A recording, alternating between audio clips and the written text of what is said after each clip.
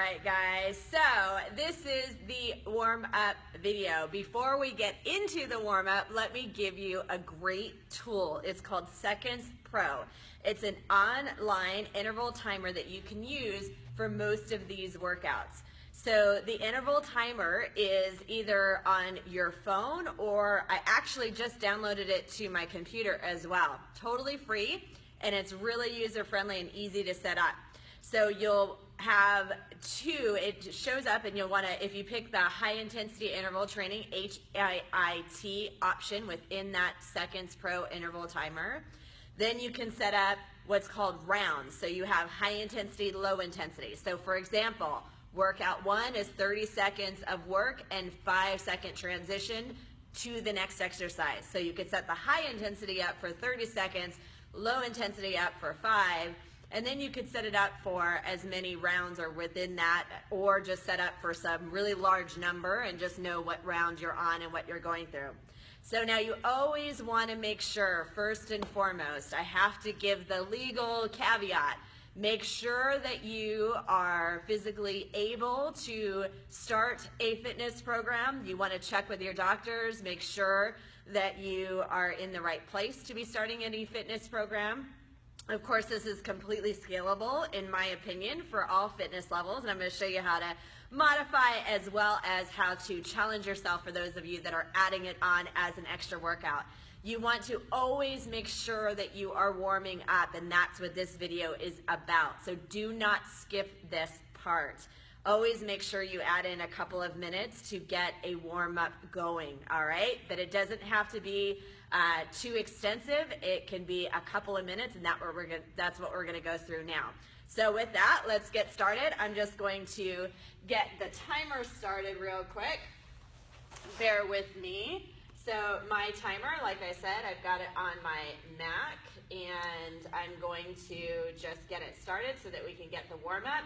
So I'm going to also set my timer for the warm-up for 30 seconds of 5, and we're just going to do a couple of minutes of a warm-up. So starting with 30 seconds, we're going to start with high knees. So high knees in place. You can just start with just a little bit of a march.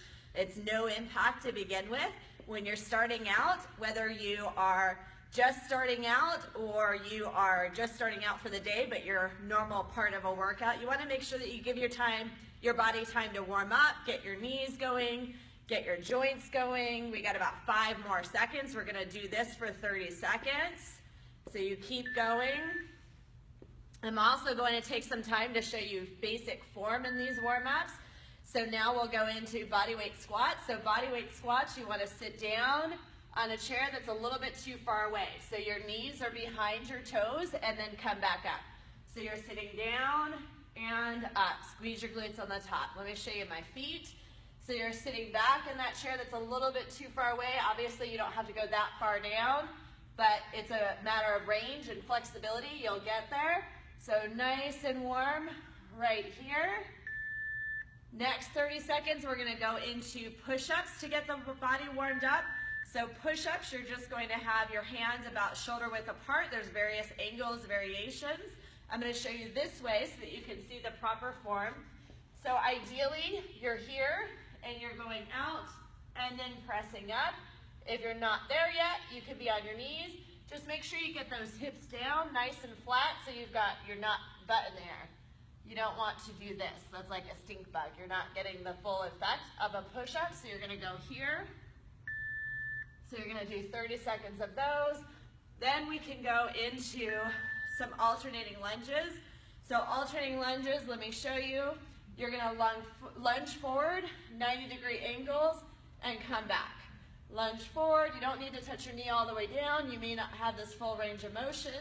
Another thing to add into that is to put your hands behind your head, and you're not holding your head, you're not pressing on your head, you're holding your elbows back, and you're just switching your feet back and forth.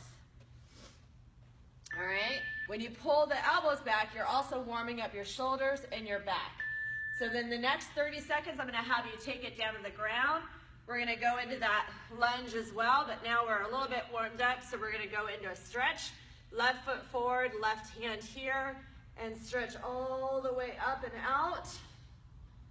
And and hold, and then switch feet, same thing, other side, good, and then just go back and forth a couple of times. And then next, we're gonna do a crab reach. This is actually a good way, good move to exercise, to integrate into a workout. We're gonna use it as a stretch. So you're on all hands and knees, and you're gonna stretch back this way, and back down, stretch back this way, and down. So you're just leaning up. I understand it can be really hard. So just do the best you can to do that stretch. If that doesn't work, then you can go back to here and stretch this way and back. Let me show you. Stretch this way. All right. All right. Then we're going to get it up a little bit. Now we're going to go into some high knees, or jogging in place, I'm sorry. So again, just nice, easy, jog in place. All right. So you just want to do this for 3 to 5 minutes. It really kind of depends on your body, your fitness level, how much of a warm-up you need, and what you're adding in. All right, guys. So then you could be ready to start with your workout. It doesn't take a lot to kind of get your whole body moving, warmed up, ready to go.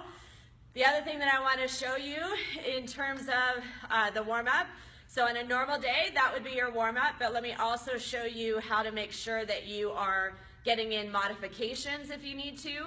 So whenever we have an exercise that is impact, I'll show you as we go throughout, but just a quick reminder here as well, you do not have to do any impact whatsoever.